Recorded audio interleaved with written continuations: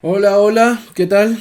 La semana pasada estuve en Colombia, tuve que devolverme corriendo por el tema del coronavirus. Creo que tomé el último vuelo posible. Y bueno, estuve en visitas prolongadas con algunas instituciones educativas, con algunos viejos amigos que son docentes, y encuentro una preocupación general. La preocupación general es cómo llevar el sistema educativo a una educación online sin preparación, sin capacitación y sin tiempo. Claro, es la angustia reflejada en la cara del docente cuando le dicen tienes que hacer tus cursos online para que los estudiantes puedan continuar en las clases y tú no vas a tener el tiempo para prepararlo. Jodido, complicado. Frente a esto decidí que voy a hacer un tutorial, no un tutorial, no, voy a hacer una serie de estrategias y comunicaciones, voy a hacer algo para poder explicar a los docentes cómo veo yo la situación y cómo lo haría yo, definitivamente, ¿vale? Entonces, lo primero es, vamos a hablar que lo que tenemos que entender es cuáles son los componentes comunicativos dentro de tu clase para que puedan convertirse en componentes de contenido digital. ¿Qué quiere decir esto? Que finalmente todos los contenidos que son comunicativos son tendientes a digitalizarse. Ahora por una crisis sanitaria que estamos viviendo y que nos obliga a enclaustrarnos dentro de las casas, pero en un futuro simplemente por el correr del tiempo. Bien, esta educación digital tendrá unos componentes particulares. Yo lo enfoco definitivamente ahora para la educación media y para la educación formal, porque siento que ya existen unas ventajas competitivas de la educación superior y de la educación técnica. De esto vamos a hablar un poco también. Bien, primero unas aclaraciones fundamentales. La primera es esa, que tienen que haber unas medidas generales, adaptables y particulares dentro de cada país. O sea que yo les voy a proponer unas estrategias generales, pero cada uno de los países y los contextos culturales en los que se encuentra la institución educativa tendrá que asumir sus propias adaptaciones. Segundo, son medidas que requieren de la participación colectiva de estudiantes, profesores, directivos y padres de familia. Estamos dentro de una crisis que nos vincula a todos. Los docentes no son los únicos responsables de llevar a cabo esa transición digital o de lo analógico a lo digital dentro de sus clases. En eso tendrán que poner de su parte también estudiantes, directivos por supuesto y padres de familia. No solamente desde la comprensión, sino también desde la exigencia. Tercero, son medidas que favorecen la experimentación y la improvisación en un momento que demanda precisamente experimentación e improvisación. ¿Qué quiere decir esto? Que no tenemos las herramientas suficientes para montar una plataforma online que vincule todos los cursos de la escuela y que a través de ella los profes puedan enseñar a los docentes. Entonces, la propuesta es que vamos a experimentar dentro de cada uno de los equipos de trabajo, porque así lo demanda el momento que estamos viviendo, y vamos a generar nuevas ideas, sí, a partir de la improvisación. Pero aquí quiero hacer una pausa fundamental. Y la pausa tiene que ver con que ese es el nuevo mundo que se están enfrentando nuestros estudiantes cuando salgan al mundo laboral. Que no es algo que los docentes tengamos que sentirnos avergonzados, porque claro, estamos acostumbrados a la preparación total y absoluta de nuestro entorno. Y nuestros estudiantes están saliendo en un universo en el que la improvisación es la regla y en el que la experimentación la acompaña todo el tiempo. Entonces, este es el momento para que dentro de la escuela se permitan improvisar y experimentar. ¿Bien? Y finalmente, la aclaración es, tomamos medidas permanentes para situaciones temporales. Alguien me dijo alguna vez, nunca tomes una decisión permanente para un problema temporal. Yo creo que ahora nos toca hacer todo lo contrario, y es tomar una medida permanente para situaciones temporales. ¿Qué quiere decir esto? Que la peste, el coronavirus, lo que estamos viviendo en estos momentos va a pasar. Esto va a pasar. Estamos dando todos nosotros de nuestra parte para que esto mejore. Pero desde este momento, tanto el gremio de los docentes, la educación, el sistema educativo como tal, formal principalmente, y muchas de las compañías van a tener cambios que no van a tener reversa. El ingreso de ciertos elementos dentro de la educación online digital va a ser irreversible. Y uno de esos universos va a ser el educativo. No vamos a tener una posibilidad y ahora es una gran oportunidad realmente de que vamos a entrar en un sistema digital y no hay por qué devolverse. Lo que hay que hacer es articularlo. Imagínense los estudiantes cuando vuelvan a clase y les estén diciendo ustedes todo el tiempo, ¿por qué no vemos clase desde casa? Si ya lo hicimos mientras estábamos encerrados. Pues esto lo vamos a tener que desarrollar en algún momento, no porque los estudiantes lo pidan, sino porque tenemos las herramientas y porque es el universo que se van a encontrar nuestros estudiantes cuando salgan al mundo laboral. Dicho esto, y habiendo aclarado estos propósitos, debo decir que, como les mencionaba anteriormente, me refiero a la educación media formal. ¿Qué quiere decir esto? A los 2 o 3 últimos años antes de entrar a la universidad. Se llama preparatoria en México, lo llamamos bachillerato en Colombia. En algunos lugares se llama liceo, en otros se llama gimnasio, pero finalmente es estos últimos años antes de que el estudiante ingrese a la universidad o decida ingresar al ámbito laboral. ¿Por qué aquí? Porque es precisamente allí donde se dan las transiciones. Si nos devolvemos un poquito en la historia de la educación moderna, encontraremos que la educación moderna nace como una respuesta a un mundo industrializado en donde los niños no tienen con quién quedarse. O sea, la educación tiene una función de custodia inicialmente. Posteriormente, esa educación de custodia se convierte en una educación de preparación para ese mundo laboral industrializado. Y posteriormente se convierte en una educación para la vida y para la ciudadanía. ¿Vale? Pero los últimos años de la educación formal se convierten en la preparación para la especialización del el ciudadano que va a ingresar después a un mercado laboral que le va a demandar unas competencias particulares. Entonces, claro, el ciudadano va a estudiar ingeniería o va a estudiar filosofía o va a estudiar química, etcétera, etcétera. Y ya tiene una decisión puntual que se ha venido como bordando, costurando desde los últimos años del colegio. Aquí me quiero concentrar, ¿vale? Creo yo particularmente que los años previos requieren otra dinámica y otro dinamismo. Los niños, por ejemplo, creo que necesitan mucho más presencia del adulto, tienen que tener mucho más contacto y en casa tendrá que tener alguien que los cuide. Mientras los de primaria tienen que tener unos conocimientos básicos muy puntuales, un universo de conceptos que les permita a ellos interactuar en su vida cotidiana. Y los primeros años de la educación secundaria tendrán que reforzar esos conceptos básicos, pero también tendrán que explorar un poco más el mundo, ¿no? Los últimos años ya tienen que ver con una educación que les sirva para las competencias especializadas que les va a demandar el campo laboral y que les va a demandar, en últimas, una vida adulta. Bien, la educación formal media en estos momentos tendría, entre comillas, una desventaja frente a la educación superior y técnica. Hablo de la transición de la educación normal, digámoslo así, a una educación online o digital. Y esas desventajas tendrían que ver con que la educación superior y técnica ya empezó ese proceso de transición. Ya existen modelos académicos totalmente online dentro de la educación superior y dentro de la educación técnica. Y no existen tan fortalecidos dentro de la educación secundaria todavía. Y también existe una necesidad de hiperespecialización del conocimiento de la educación técnica y superior. Pero dentro de la educación formal y la educación media todavía hay una diversidad de tópicos que se van tocando, ¿no? Y que necesitan ser pues tratados de una manera general, ¿no? Igualitaria, digámoslo así, ¿no? Frente a esas dos desventajas que tendría la educación media frente a la educación superior y técnica, existen unas ventajas que tiene esa educación media frente a la educación superior y técnica. Y esas ventajas están comprendidas en el histórico que había mencionado antes, que tiene la educación formal para la preparación para el trabajo, primero, segundo, la preparación para la vida y tercero, preparación por grupos. Estos tres elementos son fundamentales para entender una nueva transición desde la educación como la venimos conociendo a una educación online. Bien, yo basaría los modelos de transición de educación hacia una educación online en estos tres elementos, o teniendo más bien estas tres ventajas competitivas en frente, que se trata de una educación de preparación para el trabajo, de preparación para la vida y preparación por grupos. Bien, bueno, ahora sí, ¿qué propongo yo puntualmente?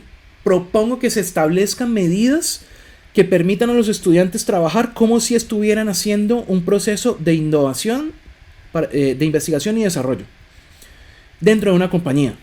O sea, ¿qué quiere decir esto? Que vamos a importar los modelos de producción que se desarrollan dentro de startups y dentro de compañías sobre todo en el campo digital, para tratar de desarrollar proyectos que los llevemos a cabo dentro de la educación formal. ¿Bien? ¿Qué quiere decir esto? Primero, propongo sustituir los problemas puntuales que se desarrollan dentro de las asignaturas por retos colectivos que se desarrollan de manera transdisciplinar. Repito, en lugar de desarrollar problemas puntuales para desarrollar dentro de las asignaturas, deberíamos asumir la posibilidad de desarrollar retos y de encarar retos colectivos transdisciplinares. ¿Esto qué quiere decir? Esta es la educación por proyectos, exactamente. Que los estudiantes van a dejar de trabajar por problemas puntuales dentro de la asignatura y resolver ecuaciones matemáticas, ecuaciones diferenciales, fórmulas químicas, procesos históricos o comprender procesos históricos, y lo que van a hacer es, con todo ese conocimiento que seguramente lo tendrán que investigar por su propia cuenta, porque no está el docente en ese momento para que les pueda orientar en cómo debe llevar ese proceso, digámoslo así, los estudiantes van a encarar retos. Mi propuesta es que el reto mayor que tenemos en estos momentos es precisamente los desafíos que nos está planteando el coronavirus. El coronavirus como no solamente como una demanda de sanidad pública, de ciertas dinámicas de sanidad pública, sino también como una necesidad de enfrentar los desafíos que nos propone para la economía, por ejemplo. Los desafíos que nos propone para la vinculación o para la socialización con otras personas.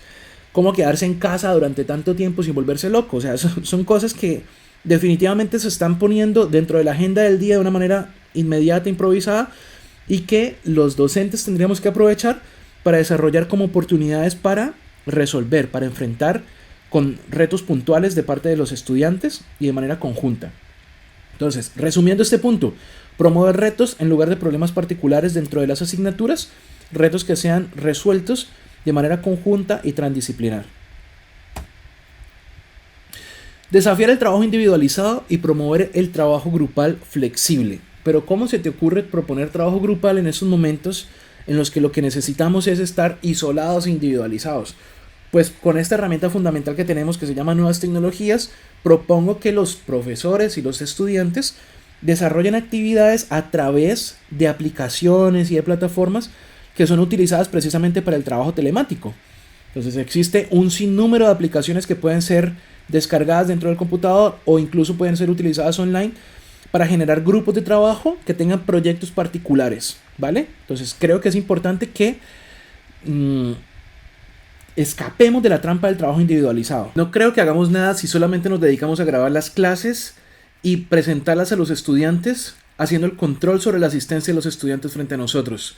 No, creo que es necesario desafiar el trabajo individualizado, promover el trabajo colectivo flexible y generar herramientas y estrategias para que los estudiantes desarrollen proyectos colectivos y se organicen de un modo que les corresponda mucho más dinámico, mucho más cómodo y que potencie mucho mejor sus capacidades. Tercero, profesores, asumir un rol de liderazgo flexible y permitir la autoorganización de los equipos de trabajo. Tiene que ver con lo que hablábamos en el punto anterior. Por un lado, los profesores tienen que dejar de asumir el control sobre las dinámicas de la clase, porque entre otras cosas ya no pueden hacerlo de manera presencial. Y por otro lado, es necesario que los equipos de trabajo para enfrentar los desafíos propuestos se autoorganicen. No considero acertado que se proponga una evaluación individual, primero, y segundo, que se proponga una motivación sobre la nota, sobre la calificación. Porque lo que hay que proponer en estos momentos es que el equipo de trabajo se organice de tal modo que pueda proponer soluciones específicas a los retos planteados y que la motivación para el trabajo sea el encarar ese desafío propuesto, ¿vale? Entonces es importante que el profesor asuma la figura de mentor, de coordinador de un equipo de trabajo que trabaja autónomamente y que el grupo de estudiantes tenga como meta clara y puntual el resolver un desafío propuesto. Cuarto, romper las barreras institucionales. Esto es bien interesante porque por primera vez en la educación formal como la conocemos, tenemos la oportunidad de ofrecer y de ampliar el universo de receptores de la educación. Si usted es un profesor que está grabando sus clases, lo que le recomiendo es que no las centre y no las cierre solamente a su grupo de estudio, no solamente a su grado al que le está enseñando, sino que además de eso tenga la posibilidad o ofrezca la posibilidad de que sus clases sean vistas por otras personas. ¿Esto qué va a significar? Significa que otras personas que no tienen la posibilidad o que no han tenido la posibilidad de acceder a la educación formal están siendo objeto de sus clases. Usted se está dirigiendo a ellos también. Imagínense que tenemos la posibilidad de que personas que no pueden entrar al salón de clase asistan a su clase. Y además su clase va a quedar grabada. Y esa clase grabada va a significar que el conocimiento que usted está entregándole en ese momento queda como en un banco. Y ese banco puede ser o se puede acceder a él de manera continua. Esto en el caso de las clases grabadas, ¿no? Pero por supuesto yo me refiero sobre todo a la posibilidad de establecer proyectos, de generar proyectos en donde exista la posibilidad de participar desde los profesionales, padres de familia, por ejemplo, que en estos momentos no están asistiendo a sus lugares de trabajo por la situación que estamos viviendo, pero que pueden participar desde su saber y desde su conocimiento en los desafíos que han sido propuestos para los estudiantes. También sería muy interesante permitir que los estudiantes conformen grupos de trabajo con chicos de otros grados del mismo colegio e incluso con chicos de otros colegios que puedan vincularse y que pueda resolver una situación particular y que sirva para su dinámica escolar dentro de su propio colegio. Bien, esto es un experimento obligatorio de cumplimiento. Por primera vez estamos obligados a experimentar y a improvisar. Y creo que de la experimentación y la improvisación tiene que surgir algo creativo y algo novedoso que tiene que sostenerse. Una vez la crisis pase, porque va a pasar, de eso también vamos a salir, las instituciones educativas y los negocios van a ver cómo su modo de proceder se transforma, ha cambiado, se ha convertido en una dinámica totalmente diferente que no necesariamente conserva la estructura original de clase significa profesor frente a grupo de estudio y grupo de estudio escuchando, solamente observando. Yo creo que esto es una revolución que nosotros tenemos que aprovechar del mejor modo posible y como revolución tenemos que encarar y enfrentar. El experimento que propongo no es una cosa descabellada, muy por el contrario, es una salida viable, positiva, creativa a mi modo de ver, que vincula la necesidad de participación de los pequeños grupos, obviamente adaptándose a las creatividades y a los contextos culturales de cada universo, ¿no? Se trata de una solución permanente disparada por un problema temporal. No vamos a volver al esquema clásico en su totalidad. El 2020 va a ser entendido como el año en el que la transición hacia lo digital se aceleró por causa de una crisis sanitaria, por causa de estar encerrados en casa y la necesidad de no parar la economía y no parar la formación de nuestros estudiantes nos está obligando a hacer una transición hacia lo digital. Cuando la crisis pase, lo digital continuará y no vamos a volver atrás al esquema tradicional en su totalidad, ¿vale?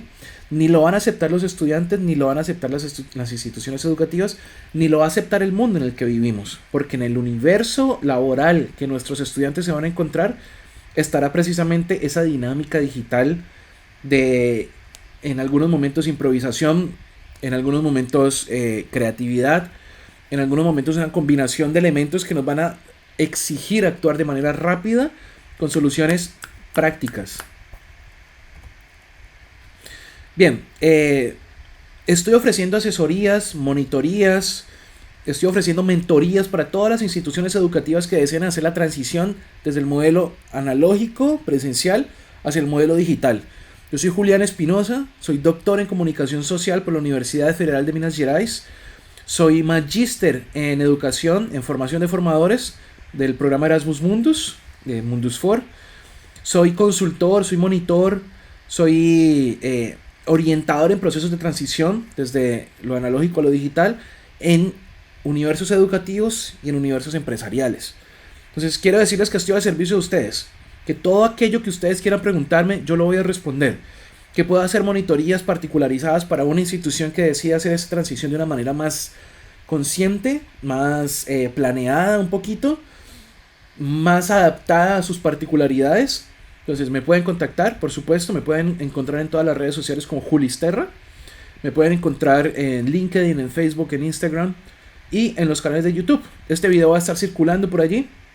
Espero que, aunque usted no desee contratar la monitoría, por supuesto, le sirva de algo las indicaciones que le estoy entregando aquí y que esto signifique para todos nosotros un modo de transicionar, una creatividad que viene siendo adaptativa a los nuevos, a la nueva dinámica a la que nos estamos enfrentando.